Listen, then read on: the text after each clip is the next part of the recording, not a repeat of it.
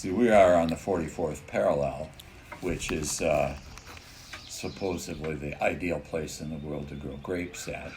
That's correct. Right here in Winona, Minnesota is an ideal place to grow grapes and make wine. I was intrigued and wanted to learn more about winemaking in this region of the upper Mississippi Valley.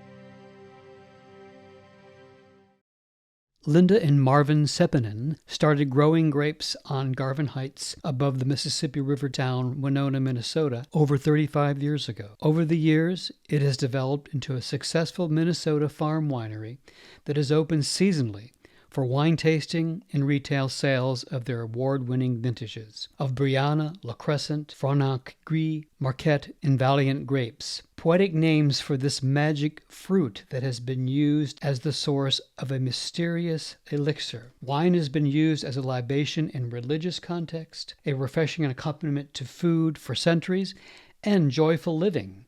As the poet Rumi said, "Let us drink the holy wine of happiness." It all began in the region of Europe that is now the Republic of Georgia. They claim they're the birthplace 8,000 years. and have that old technique where your great big clay cistern basically is in the ground. You throw the grapes in and let it be. I visited them in the spring of 2022 at their Garvin Heights Vineyards to learn about the entire process of making wine from vine to bottle. They had just installed a new system of watering the vines. It's a fancy kind of grow tube to see if it does any better than the old basic one. It's new that I'm sure we're the only ones in Minnesota that have it. We got it down in Texas. And they're designed for areas where they have drip irrigation. In general, grapes like dry conditions. That's why they grow very nicely in California and the desert, basically. And then with that drip irrigation, you put the water on when you want it. Each year, the vines are pruned back in the spring, and the new growth starts all over again. So we were looking at basically all new growth in that what is the dark cordons and basically the stock, that's all that's left after we prune. So everything is on new growth, including some special hybrids developed in this region that self-pollinate. At least at the University of Minnesota, they're doing grape breeding, and they look at the DNA of the new plants, and they can determine what plant is going to be a female-only plant. So by selecting plants that are both male and female, bees and insects are not needed, or pollination. It's a perfect flower. Wow, Mother Nature. And they know when it is time to harvest the grapes because of the condition of the seeds. The seeds they're green to begin with, and you want the seed to turn color, indicating that the grapes are mature. Now it varies. These grapes here called Brianna, we tend to pick them earlier because of some taste characteristics they have. And if you pick them early, you eliminate that. And before the ripening grapes are picked, they need to protect them from the birds. In the fall, we net everything because Keep the the birds away. will just swoop in and have their smorgasbord. And there are other ways to keep the birds away. One thing that some vineyards use are the cannons that are going off. Well, we got neighbors. Yeah, that would scare the birds away. And others now are using a laser method, where you have a scanner that goes across with a laser beam. Wow, Star Wars. And I wondered about bad weather. We've never had a hail situation. As these grapes get bigger, they could potentially be hit by hail, and worst case, strip off the leaves or damage the grapes. Yeah, when they get a little riper, and then if you got hail, you wouldn't even need such big hailstones. But if you had wind with it, then they're damaging the bunches. We've had hail, but not where it did damage. But otherwise, About the only significant problem is in the fall, in September, when we're picking grapes, rain is particularly bad because you want to pick the grapes dry. After we finished our tour of the vineyard, we went inside of their store. I anticipated seeing open vats so that their guests could stomp grapes. Well,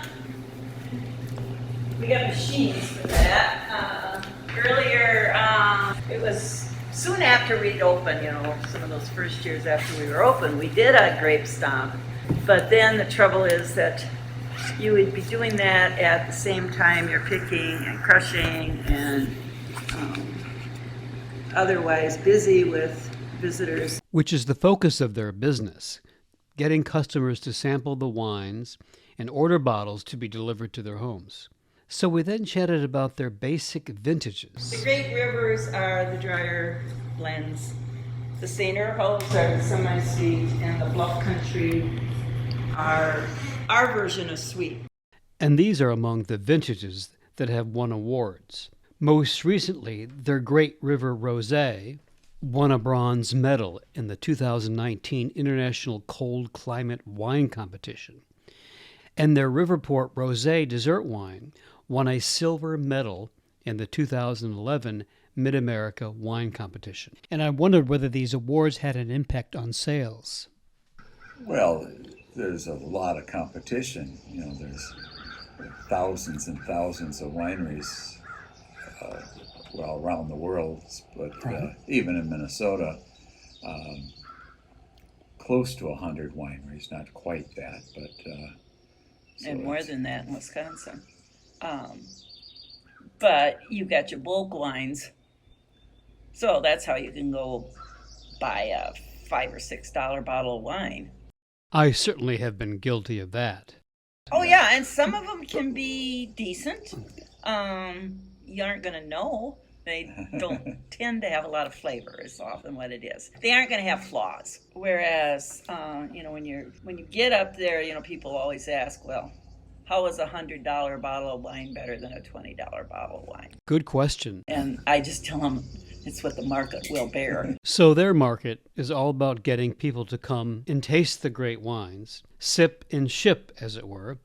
However... Yeah, only shipping is, basically shipping gets expensive because it's got to go to a place. Typically they'll deliver during the day, so it needs to be going to a place where somebody's going to be around, and then you got to sign for it because it's got to be somebody who's 21. All those teenagers, they're buying a lot of $18 and $20 or $100 wines. Bottles of wine and shipping them. Well, that's another story. And there are costs associated with entering contests. It costs you money to enter. Yeah, you gotta pay to enter, and you gotta get it there. Then you're giving away wine. So any winery that has a lot of awards, that enters a lot of stuff, that gets pretty expensive.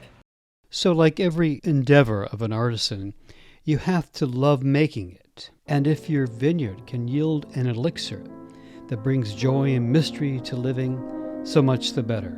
As in the words of D.H. Lawrence, like a mystery, like wine that is still an ecstasy.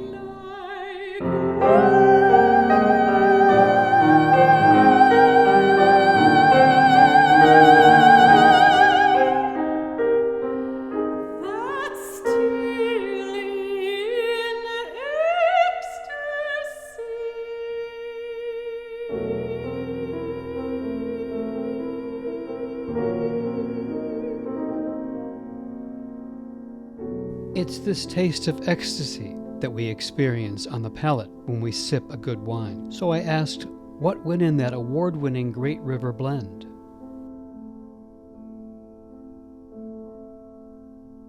It's primarily La Crescent, and the La Crescent grape just has lovely flavors in itself with pear, apples, and pineapple, almost a little citrus.